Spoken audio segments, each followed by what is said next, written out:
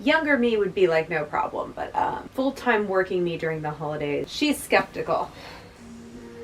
Forgot the e-reader. Give me a second.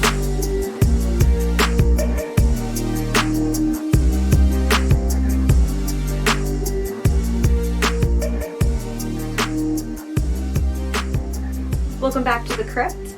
I actually wanted to do this video earlier in the month, but my sigil video was something I wanted to get out first, considering it was something I was doing during the previous month.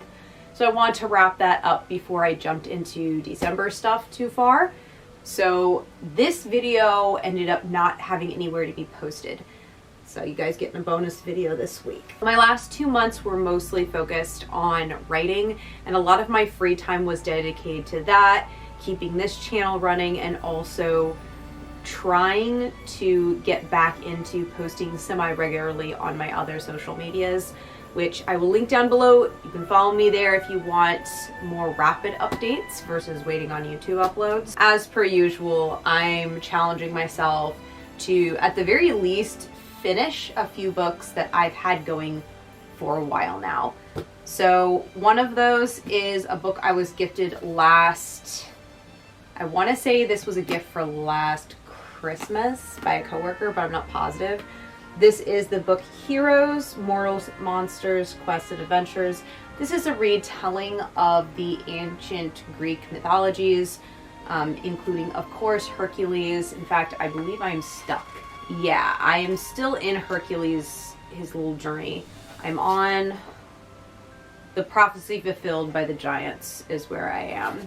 So about that much through, which is barely a third through the book. It's more than a fourth, less than a third. So still not super far in. Even though it is an enjoyable read, it's still kind of a heavy read. Like, it's a lot of names being flung around in locations, which I'm not super, like, even though I'm a lit major, my brain just yeeted a lot of this information out of my brain because it just wasn't being constantly used. So I'm like, I'll hear a name and I'll be like, that sounds familiar. I feel like this is the name of one of the gods I should know. And then sure enough, a little later, it'll click. I'll be like, oh, it's that one. It's interesting and it's a good read, but it's a lot.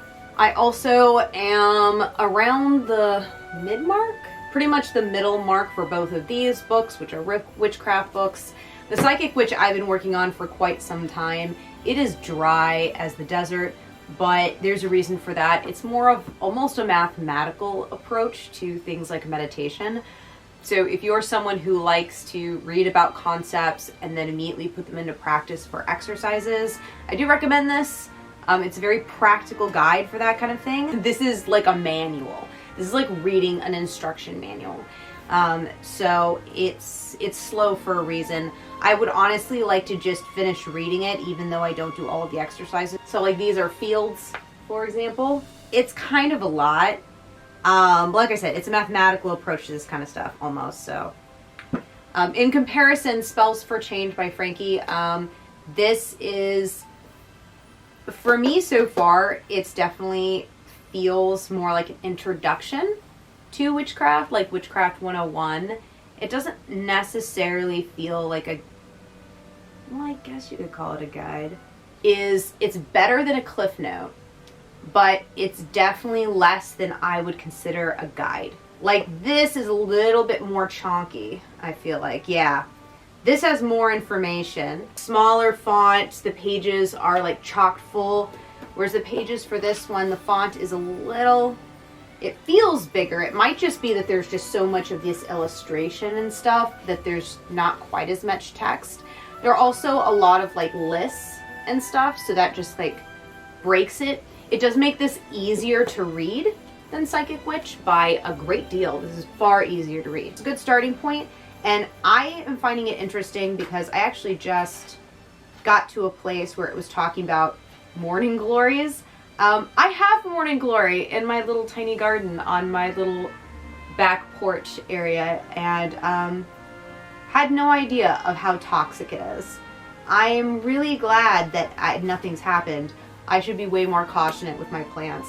Like, you can get the seed packets in Daiso. It's very possible that I am growing a variation that isn't as bad, because you can just pick up a pack of that at the Yakuen store and like just plant them. There's no warning on the package. There's zero warning on the package. So I don't know, either Japan is just built different, which is very possible, or I have a different variety that isn't as toxic. I'm not sure. Back to non-witchcraft stuff, we've got Crooked Kingdom. This is the second book, Six of Crows. I finished Six of Crows in September, I believe, and I did really, really enjoy it. I have not yet started the second book. I've had the second book here since October. I ordered it in October and arrived, and I haven't gotten around to actually reading it. I want to finish the series by the end of the year. That'd be kind of nice. So I would like to finish reading this.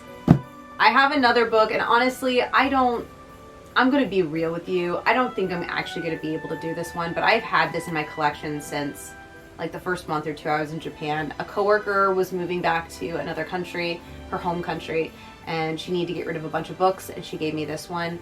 This is Blind Assassin by Margaret Atwood. I've never actually read anything by Margaret, and I want to. She has a master class that I do want to take at some point. I want to have read something by her. I like the way she writes stories, but I've never read a full novel from her before. So I really do want to give that a go. And then for ebooks, I have the story Essence, which was recommended to me. I am a couple chapters in. What chapter am I on? Oh, chapter 3. There we go. Page 33 of 330. I've got to say that even though I'm pretty early in it, I feel like chapter 3 is at a point where if the story is really not grasping you a ton, there's a decent chance it won't. I have very few exceptions to that general rule of mine. You really do need to be capturing people chapter 1, ideally on the first sentence. And this is just a bizarro book. Honestly, I don't think I can finish all of these books by next month, especially if this is on the table. I at least want to finish my these two and this one. Just simply because these are already in progress. And this, I don't know, man. I might be able to finish this if I try to read it during my lunch breaks at work. And I'm trying to put a lot more importance behind refueling and putting just as much emphasis on refueling as I do on the actual creation process. Thank you guys so much for watching, and please let me know what you are reading down in the comments below. I'm interested to know because I mean, I don't need new reading recommendations, but I still always want more reading recommendations. Especially considering that the last couple books I've been reading really just have not done it for me. I think the last time I read something really good was Six of Crows. That was like the last decent book I read. I'm really like in it right now. Like these books are okay. Like the ones I'm currently in process of reading are okay, but they're not like something that I'd be like, oh my gosh, I should recommend this to everyone who likes books. Like these are specific kinds of books for specific kinds of learning. They're not necessarily like, yeah, everyone should read this book. I will see you next time. Forgot the e-reader.